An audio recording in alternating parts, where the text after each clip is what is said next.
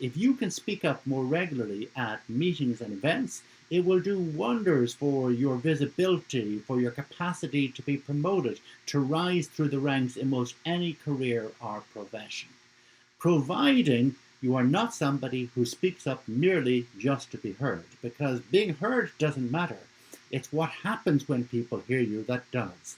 And here are two things that you want to be true about any talk you give, because if they are, people will place more confidence in you.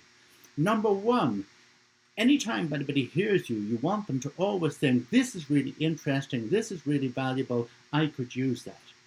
And the way that that becomes true more often than not is that you're talking specifically about something that matters to your audience, not generally. So more specific is always better than more general.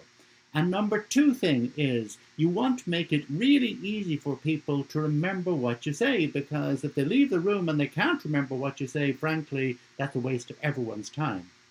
And how do you do that? Don't give people lashings of facts and details. They cannot and will not remember it. Do lead with stories. Why? Because they're more interesting, they're more personal, they're more involving, and they're much easier for people to recall and to share with others when they leave the room.